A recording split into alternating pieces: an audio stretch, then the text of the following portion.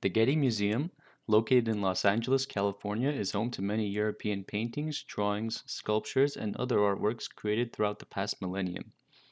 I chose the Getty for its proximity and its wide selection of artworks, as well as its online gallery, which was a pleasure to browse and find artworks in. Looking through the gallery of the museum, I decided to go with two paintings that stood out to me as particularly detailed and intricate. The painting I would like to begin with is titled The Stoning of Saint Stephen. There are many paintings with this title, but the one that I chose to look at was painted by Rembrandt van Rijn. In his time, Rembrandt rapidly became well known among art collectors and enthusiasts in the Netherlands for his historical etchings and paintings, along with his self portraits and portraits of others. During his lifetime, his strange etchings gave him international acclaim, and fans of contemporary art also purchased his drawings, which were actually done as practice pieces or as studies for other pieces. The painting was completed by Rembrandt when he was only 19 years of age. He began painting at the age of 14 and had been through two teachers before he created this painting. The dramatized gestures and classical style faces draw back to his newest teacher, Peter Lasman, who was well known for historic paintings. Though only being under his tutelage for 6 months, Rembrandt had a great deal of influence imparted on him by Lasman, which is why many of his paintings were focused on history and had very dramatic scenes, from the facial expressions to the extreme tension of the positions of the bodies. This painting is a perfect example of this influence, being a historical piece showing the moment just before Stephen is about to be stoned after being chased out of a city, which is presumed to be Jerusalem. There are also figures in the background that seem to be concerned about the event.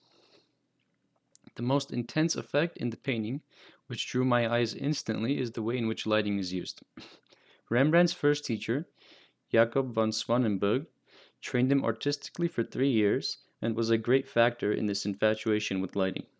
Jacob was a specialist and painted many depictions of hell, which required great skills in drawing fire and its reflections on nearby objects.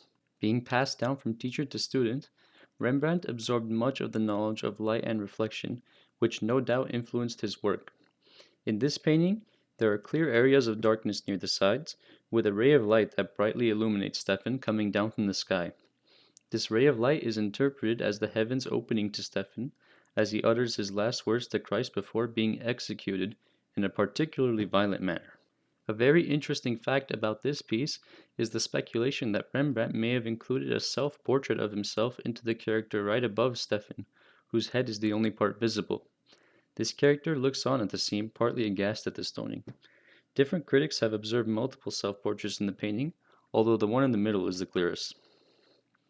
The second painting I chose to cover is named A Hermit Praying in the Ruins of a Roman Temple.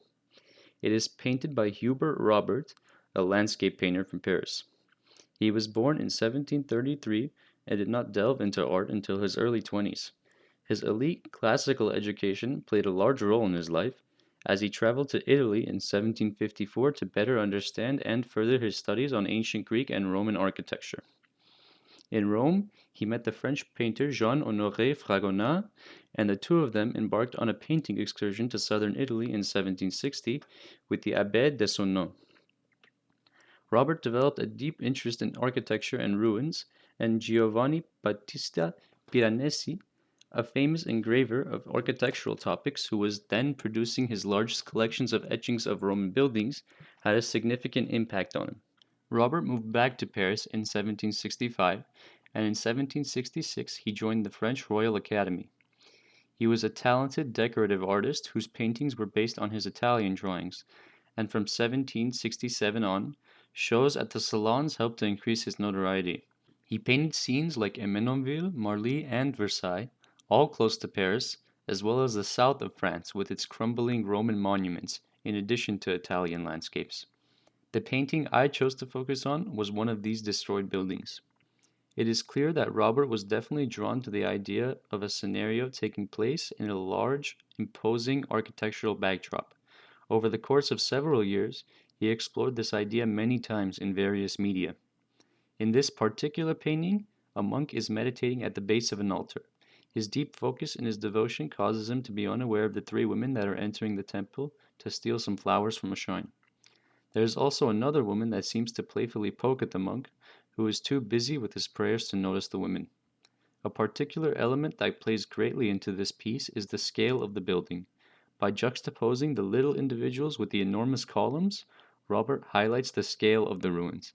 Nearly the whole height of the composition is taken up by a column in the left foreground that is cloaked in darkness. The tall building's upper beams are home to birds that add to the monument's overall feeling of size. One interesting thing about the painting is that it is signed by Robert on the main stone in the middle, reading Robert Fecit, which is Latin for Robert made it, a popular way to sign paintings at the time.